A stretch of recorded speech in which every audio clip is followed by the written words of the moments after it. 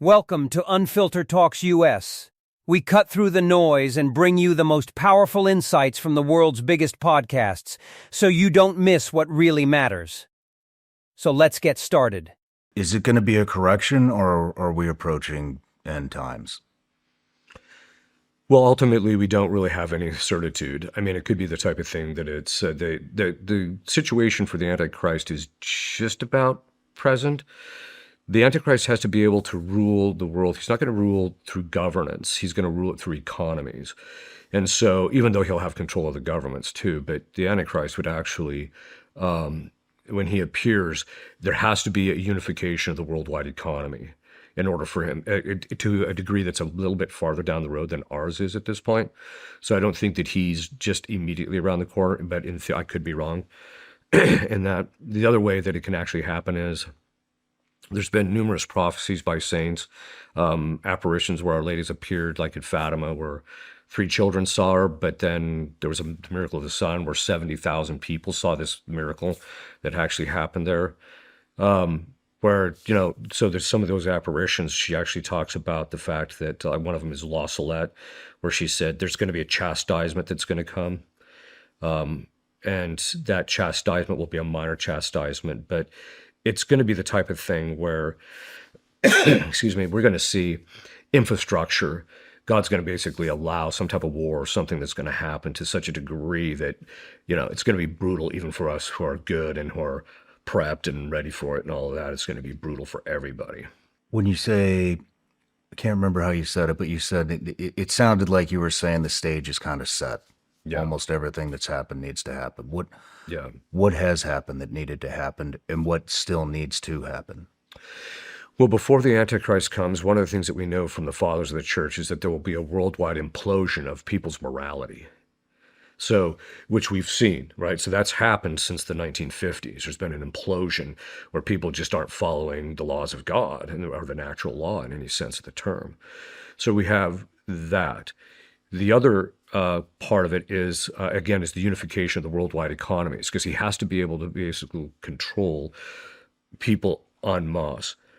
The other thing is it has to be something that the people that are alive, that in order to survive, you have to be able to plug into that economy in some fashion. That's why they talk about the mark of the beast. Well, we're almost there, where they could literally just decide, look, unless you're going to sign off on certain things, you're not going to have access to the digital currency that we're going to enact worldwide, and therefore, because that's how he could rule it. At least that's my opinion. I think that's one of the ways how he's going to control people is through digital currencies, and he's going to just shut people off, and that's how they'll be able to basically starve people out if they're unwilling to sign off on the Antichrist's rules. So it's going to be those kinds of things have, as I mentioned, have come into play. So we're talking like social credit score. Yeah, that's right, among other things. The other thing is we also know that the Catholic Church specifically will have to be at a state where it would have to have gone through a prior weakening crisis, and then it will resurge, and then right before the Antichrist comes, the morals of people will implode, they say, in such a rapid fashion to where this last 50 years will make our heads spin. It'll be that much more rapid. So there's some prophecies that have been fulfilled and some of them that haven't quite been. When you say good people, I mean, is that everybody? Everybody will be under the influence? Well, they say that the Antichrist will be so charismatic, and it will be that unless a person has specific graces from God, you're going to easily get sucked into into what he teaches and what he professes, which of course is going to be a rejection of Christ, and he will set himself up as the Messiah, but it'll be a political type of a thing. The other thing that has to happen too once he shows up, of course, the 2 prophets that are in heaven, Elijah and Enoch have to return. They're put to death. Because they actually return and preach against him. So those types of things have to happen before Christ actually returns and finally puts him to death. Do we know what names they'll use? We don't. You mean as Elijah and Enoch? It'll be clear who they are. What about the temple? According to the fathers of the church, at least the ones that I've read, they said the temple will never be rebuilt. And It will never be rebuilt. And the reason being is because First of all, Julian the Apostate tried to rebuild it, and it was destroyed in the process. Christ actually put an end to the Jewish sacrifice on purpose, because the Jewish sacrifice in the Old Testament was a lead-up or a prefigurement of Christ.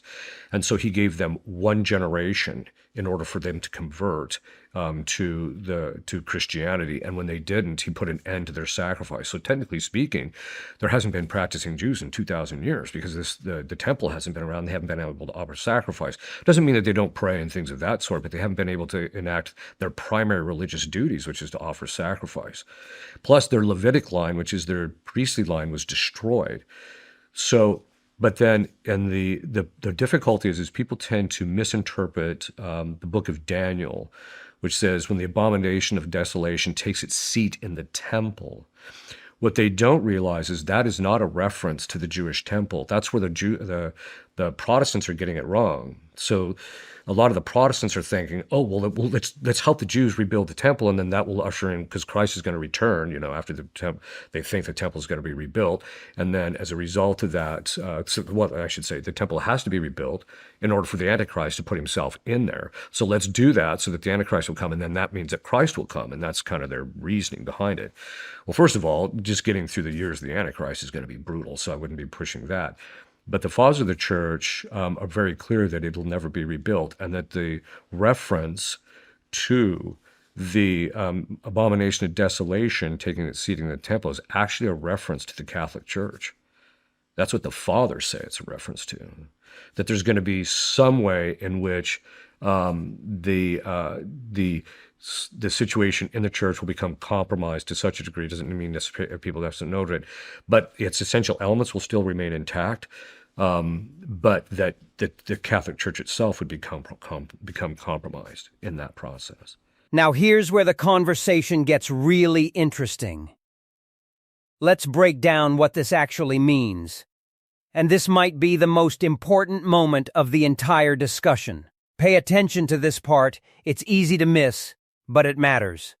When we're talking about the social critics, the ruling through the economy. Yeah. And, you had mentioned the mark of the beast. It's just in the past, 6 years, I've heard lots of different things that could be the mark of the beast. The first one being the COVID shot. Yeah. The next one I've always heard is digital currency. Another one could be Neuralink. Yeah. And so what I want to ask is, this is, what are people supposed to do? Let's say that they do usher in the new digital currency, and I'm sure it won't appear to be the mark of the beast.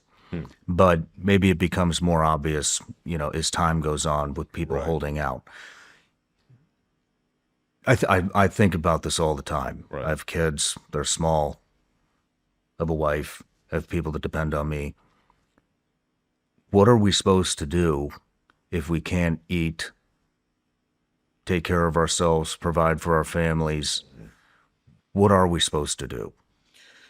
Well, I think there's... if that's the only way you can survive, what are we supposed to do? Is the head of the family? Yeah, the way the fathers of the church talk about, though, is they say that the mark of the beast, you can't receive the mark of the beast. So it's supposed to be something that's well, first of all, the mark of the beast is the inversion of what they call the mark of baptism.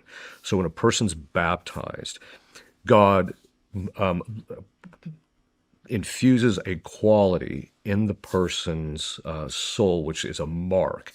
And that's actually why, for example, in the baptism in the Catholic Church, there's a sign in which you actually take chrism and you sign it on the forehead as an indicator of that this person has been consecrated to Christ through his baptism.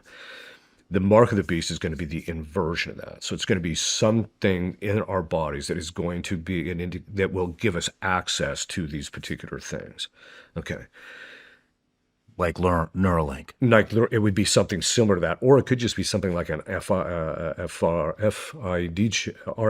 chip, which then you just be able to walk in and they can scan it. They know who you are and they know that you can have access to the food and things of that sort.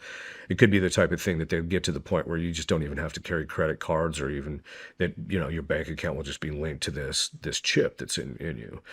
and because that's how they could actually do it. The thing, though, is that the fathers of the church say that you're not going to be able to get that chip without some type of renunciation of Christ. There's going to have to be some religious thing you're going to have to accept that you know is contrary to the will of God and contrary to Christ. That's it for today's breakdown. If you want more powerful insights from the world's biggest podcasts, make sure you subscribe to Unfiltered Talks US. Thanks for watching, and I'll see you in the next one.